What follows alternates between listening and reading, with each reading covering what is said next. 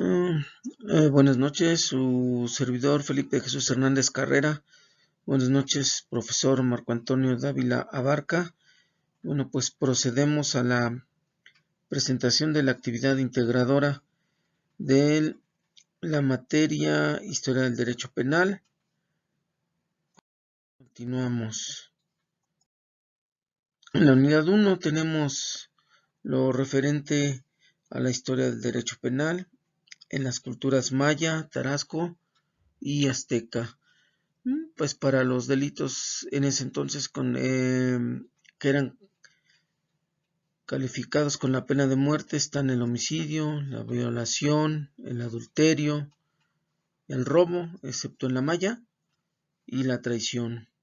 Y otro castigo muy fuerte pues era la esclavitud para delitos como el homicidio no doloso, la vagancia, el robo grave y la deuda a plazo no pagado. Más adelante, ya en lo que se refiere al derecho penal en el Estado de México, tenemos que el primer intento de tener un código penal en el Estado lo encontramos en el año de 1827 en la Constitución del Estado Libre y Soberano de México, donde se le dedicó todo el título cuarto, denominado del Poder Judicial, integrado por los capítulos de bases generales, de administración de justicia en lo civil, en lo penal y en la organización de tribunales en materia civil. También tenemos ya 5 intentos por consumar este código en el año 1875, en 1936, posteriormente en el 1956 y en el 86 bajo el gobierno de Alfredo del Mazo González. Y finalmente el que está vigente a la fecha, ya en el gobierno de César Camacho Quirós, que por obvias razones abrogó al de 1986. En lo referente a las escuelas penales tenemos 5, empezando por la clásica, en la cual una de sus características era, ellos afirman que el derecho de castigar corresponde solo al Estado. En la positiva, la negación del libre albedrío en cuanto a la comisión de los delitos por el delincuente o por el presunto delincuente. En la tendencia ecléctica tenemos que el delito es un hecho individual, es decir, no, ellos afirmaban que no tenía influencias externas. En la escuela sociológica o de la política criminal, tenemos que la pena es una necesidad y además se aplica el método jurídico y experimental. En cambio, en la técnica jurídica, la pena tiene como fin primordial prevenir y readaptar. Por lo que se refiere a sus principales representantes, tenemos que para la clásica es César Beccaria, para la positiva César Lombroso, para la tendencia ecléctica Bernardino Alimena y para la sociológica Fram von Liszt. En el capítulo 2, en las generalidades del derecho penal, tenemos que el derecho penal se puede entender como el conjunto de normas jurídicas que se refieren al delincuente, al delito y a las penas, es decir, los tres en su conjunto, no puede estar uno separado, si no se podría estudiar. El derecho penal fue llamado de diversas formas en varias escuelas, en varias culturas. Por ejemplo, para los romanos tienen 2 clasificaciones, el jus poenale y el jus criminale. En Alemania era llamado Bech. Tenemos que en la escuela positivista era llamado derecho criminal, que es con quien en la actualidad hay más semejanzas. También está en la denominación en Italia y en otras que era llamado el derecho represivo o sancionador. Continuando con su división, lo podemos dividir en derecho disciplinario y en derecho fiscal, y también atendiendo a su parte general y a su parte especial. Por lo que se refiere al disciplinario, tenemos que este es aplicado por el Estado y se aplica conforme a leyes, decretos o reglamentos. Y en cuanto al fiscal, pues se refiere principalmente a aquellas acciones que tienen que ver con la afectación hacia los intereses de la hacienda pública. Lo que se refiere a su parte general, tenemos las normas secundarias, que son las que se refieren al delito y al delincuente. En la parte especial, tenemos que aquí se integran los tipos penales, así como las penas que a cada delito corresponden, es decir, cada delito debe estar plenamente definido. Y en cuanto a su sentido, lo podemos dividir en adjetivo o objetivo y en subjetivo o sustantivo. En el primero se refiere prácticamente al régimen jurídico y el cual el Estado lo sistematiza a través de la facultad que tiene para aplicar las penas. Por lo que se refiere al sustantivo, es la facultad que tiene el Estado para definir cada uno de los delitos y sus correspondientes penas. Es decir, no puede haber penas, dos o tres penas diferentes para cada, o para cada delito, ¿no? Por lo que se refiere a las ciencias auxiliares del derecho, tenemos a la criminología, a la estadística criminal y a la política criminal. En la primera, se encarga de estudiar al crimen, a la víctima y al infractor. En la segunda, que es la estadística, determina las causas generales de la delincuencia y como un ejemplo de esto, pues podemos mencionar actualmente la encuesta en Vipe, que es levantada cada año a partir del 2018 por el INEGI, y en esta encuesta se presentan principalmente eh, los delitos de mayor impacto, o sea, los de alto impacto social, y el sentir que tiene la sociedad al respecto. Por lo que se refiere a la política criminal, tenemos que esta se refiere a las actividades que desarrolla el gobierno para prevenir, corregir y combatir justamente las actividades criminales. Como fuentes del derecho, pues tenemos las directas, las supletorias y lo que se refiere a la tipicidad. En cuanto a la directa, pues tenemos la única que se refiere a la ley. En las supletorias tenemos a la equidad, a la costumbre y a los principios generales del derecho. Por lo que se refiere a la tipicidad, como mencionamos anteriormente, no hay delito sin tipicidad, es decir, algo que no esté plenamente especificado en el Código Penal no puede ser sancionado. Si hay adecuación, hay delito. Y además debe ser judicial esta pena. Por lo que se refiere a la jurisprudencia, solamente puede ser obligatoria si emana de la Suprema Corte de Justicia de la Nación. En el capítulo 3 tenemos ya básicamente lo que son las definiciones del delito, el concepto de delito.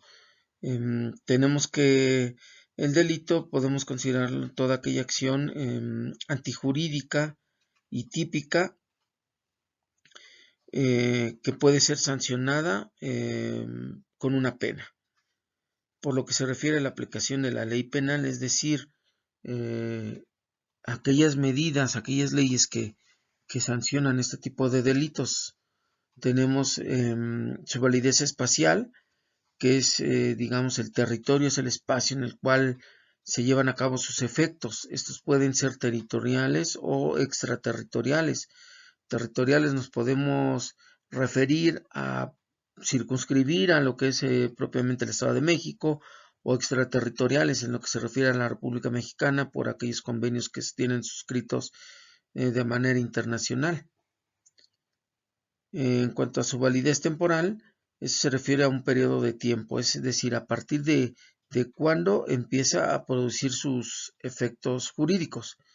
Y en cuanto a la validez personal, tenemos que ninguna condición personal puede oponerse a la aplicación indistinta de las leyes. Es decir, por ejemplo, tenemos a los funcionarios que tienen el fuero constitucional.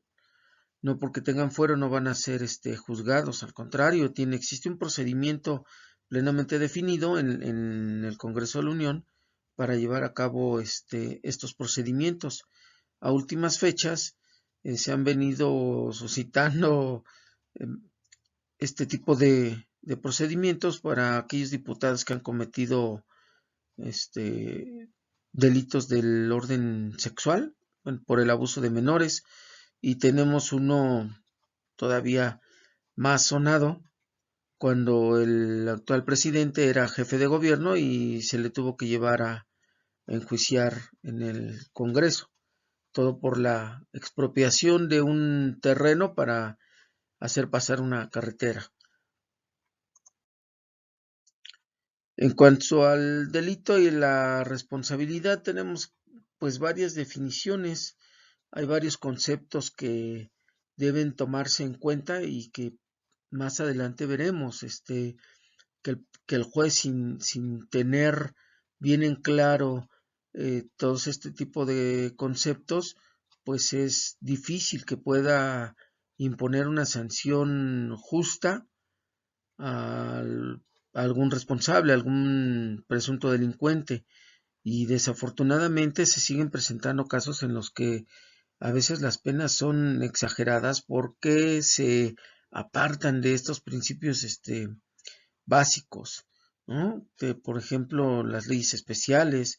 Tenemos leyes especiales como la Ley General de Derechos de Niñas, Niños y Adolescentes. Tenemos el concepto de delito, los concursos de normas, el principio de especialidad. Tenemos el de consunción o absorción, el de alternatividad, por ejemplo, que es aquí cuando em,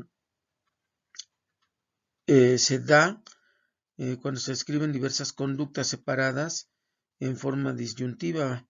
Es decir, aquí se tiene que aplicar la ley con la pena más grave.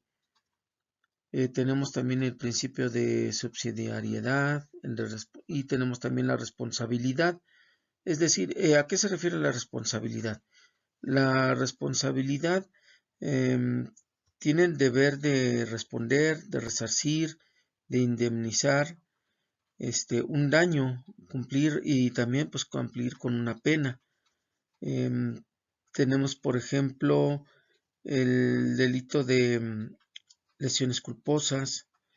Tiene que ser aquí en este caso lo que se busca principalmente es resarcir el daño. Es decir, si una persona, por ejemplo, atropelló a otra sin querer con un vehículo por una falla mecánica y se comprueba esto después de los peritajes y se determina que no fue intencional, por eso se calificó como culposo, pues está obligado a pagarle las curaciones hasta que quede plenamente restablecido. En cambio, los delitos culposos son aquellos que eh, se tiene plenamente la intención de causarle un daño a una persona, a un tercero, afectar los bienes, ya sea públicos o privados, pero que existe esa plena intención de causar daño. Tenemos también lo que es la imputabilidad, es decir, todas aquellas personas que sí son capaces porque tienen plena conciencia de los actos que cometieron y por lo tanto se les puede imponer una pena. En cambio, la inimputabilidad se refiere a esa incapacidad de que sea culpado o penado. Por ejemplo, tenemos a los menores infractores que pueden llegar a causar lesiones o inclusive la muerte de algún familiar o de algún animal inclusive, pero que después de los estudios que se les aplican y se comprueba que no que no estaban conscientes de los actos que estaban cometiendo, bueno, pues son inimputables. Y tenemos también aquellas personas que padecen de sus facultades mentales, que tienen alguna enfermedad mental. Tenemos también la culpabilidad y lo que se refiere a la participación. En este último concepto de la participación podemos poner un ejemplo un poco más claro, es decir, lo que se refiere al delito de secuestro. Cuando en algún operativo llegan a detener a varios criminales que tenían privada de su libertad a alguna persona, pues cada uno de estas personas cumplía un rol en ese grupo. Es decir, estaba desde el que lo vigilaba, al que llamaban halcón, el que manejaba, el que sustrajo o los que sustrajeron a la víctima, y ya una vez privada de su libertad, pues quienes estaban a cargo de mantenerlo vivo o desafortunadamente en algunos casos de mutilarlo o de privarlo de su vida. A eso se refiere la participación. Entonces también, como se verá adelante, considerando esa participación, es la pena, el tipo de pena que va a imponer el juez, porque debe de tomar todas estas características. Y finalmente, en lo que se refiere a la unidad 4, que tenemos lo que es la noción de la pena, pues existen varias definiciones de autores. Tenemos, por ejemplo, la de Bernardo de Quirós, de Cuello Calón, de Franz von Liszt y de Castellanos. Nosotros, a lo largo de esta unidad y de las anteriores, básicamente la que se vino manejando es la que se refiere como un castigo que se le impone al delincuente. Es decir, este castigo se lo pone y se lo impone el Estado, como lo mencionamos anteriormente, para la escuela clásica. Tenemos también que la pena debe ser intimidatoria, correctiva, eliminatoria y justa. Debe ser intimidatoria porque debe ser capaz de evitar que la delincuencia por temor de su aplicación, es decir, por aquellas personas que ya cometieron un delito o principalmente por las que no lo han cometido. Es decir, yo no voy a cometer algo si sé a qué pena me tengo que enfrentar, a qué pena me puedo enfrentar, porque ya sea que me priven de la libertad, que tenga que pagar una multa, que tenga que estar excluido o que no pueda viajar hacia algún otro lado. Tiene que ser correctiva también, ¿por qué? Pues que debe producir en el penado, a quien se le está aplicando esa pena, una readaptación. Y bueno, también algunos de los caracteres de la pena es que tiene que ser cierta, tiene que ser legal, por supuesto, tiene que ser educativa, humana, suficiente y reparable. En lo que se refiere a su clasificación, pues estas pueden clasificarse en corporales, contra la libertad, en pecuniarias y contra ciertos derechos. Esto es atendiendo a su naturaleza. Afortunadamente, en el Código Penal Federal, ya aquí en nuestro país, ya las penas corporales están prohibidas. Estas se referían con anterioridad a lo que eran los azotes, las marcas y las mutilaciones. Esto se dio mucho también en la época colonial y antes de nuestra guerra de independencia. Contra la libertad, bueno, pues tenemos lo que es principalmente lo que se refiere a la pena de prisión. En las pecuniarias, bueno, pues se refiere al pago de multas y a la reparación del daño. Contra los ciertos derechos, pues, se refiere principalmente a aquellos que están destinados o clasificados para las destitución de funciones, como en el caso de los servidores públicos, o perder por ejemplo, la patria potestad de un menor. Por su parte, el Código Penal del Estado de México, en su artículo 22, pues nos refiere, nos clasifica cuáles son las penas. Por ejemplo, tenemos la pena de prisión, la de multa, la reparación del daño, tenemos trabajos en favor de la comunidad, tenemos, por ejemplo, que también se les puede llevar a cabo, se puede llevar a cabo el decomiso de bienes productos de un enriquecimiento ilícito. Y por lo que se refiere a las medidas de seguridad, pues tenemos el confinamiento y la prohibición de ir a algún lugar determinado. Esas son las dos principales medidas de seguridad que se vienen aplicando. Eh, Tenemos lo que es en cuanto a la individualización de la pena, en el artículo 51, que es lo que comentábamos anteriormente. Aquí en este artículo nos establece que dice que se tendrán que tomar en cuenta las circunstancias exteriores de ejecución y las peculiaridades del delincuente, es decir, qué fue lo que lo llevó a tomar esa decisión o a las causas que lo obligaron a cometer cierto tipo de delitos. Y por lo que se refiere en el artículo 52 del mismo código, tiene que el juez deberá fijar las penas y medidas de seguridad con base en la gravedad del delito, es decir, no puede imponer penas máximas por delitos que no lo ameriten. Desafortunadamente en nuestro estado, no solo en el estado, sino por lo general en el país vemos personas en la prisión por robo simple y que están muchas de las veces 5 o 6 años sin recibir sentencia por literalmente no son leyendas, literalmente por haberse robado unos bolillos o por querer llevarle de comer a sus hijos. Se pasan 6, 10 años y desafortunadamente ya dentro en los cerezos pues aprenden a pues malas mañas, ¿no? Peor que lo que habían hecho. Y cuando tenemos delitos que sí deben llevar penas graves y desafortunadamente pues como son personas que tienen dinero, pues la acción de la justicia no es pareja, ¿verdad? No es justamente eso a lo que se refiere. Y por lo que tenemos para delitos cometidos por servidores públicos, pues aquí también es claro que deben revisarse, tal como nos dice en el artículo 51, ¿no?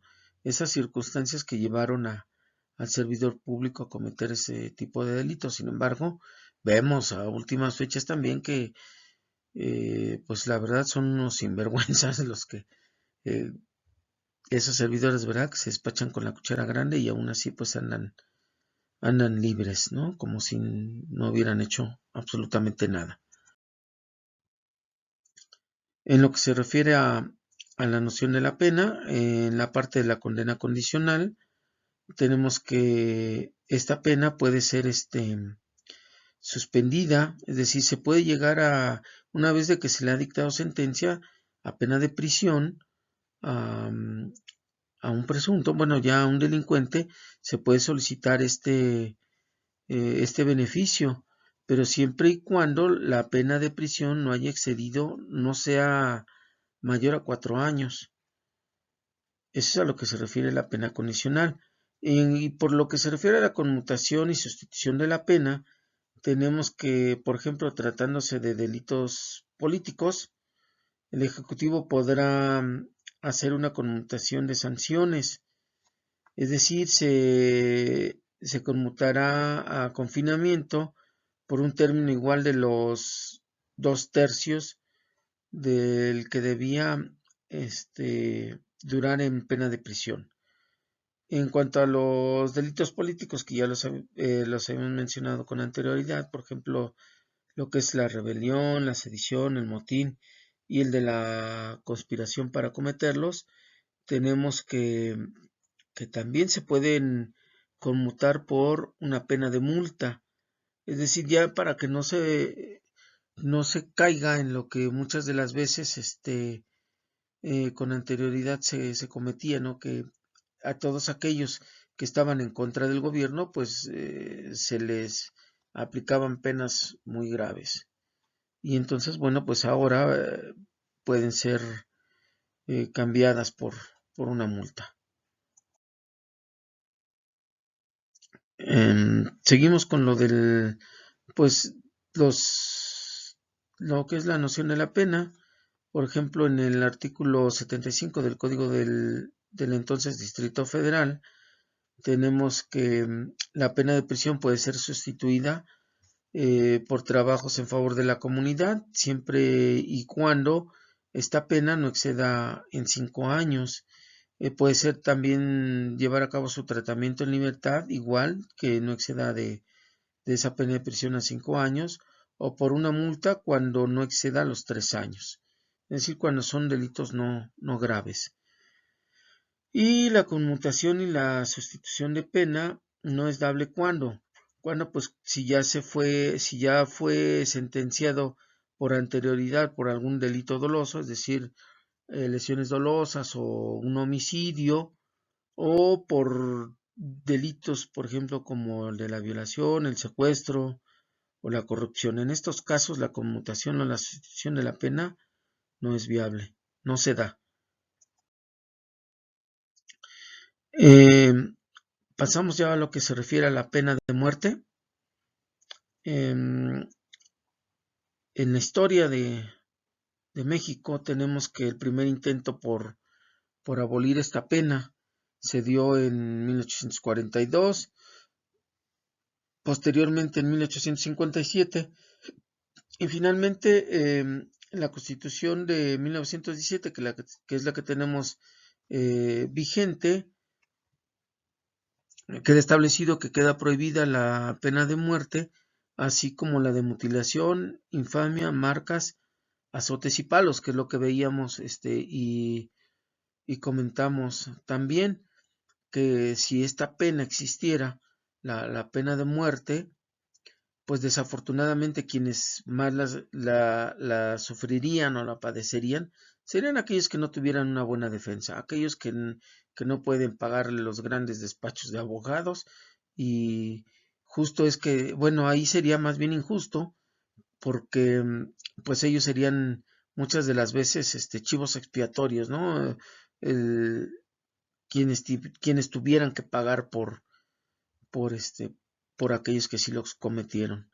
Un ejemplo de esta sustitución, como veíamos en la lámina anterior, se dio el 23 de noviembre de 2003, cuando el entonces presidente de la República, Vicente Fox Quesada, le conmutó la pena de muerte por pena de prisión de 20 años al subteniente de nombre Herón Varela Flores, quien cometió homicidio en contra de un superior, de un general, y aparte estaba sentenciado por el delito de insubordinación.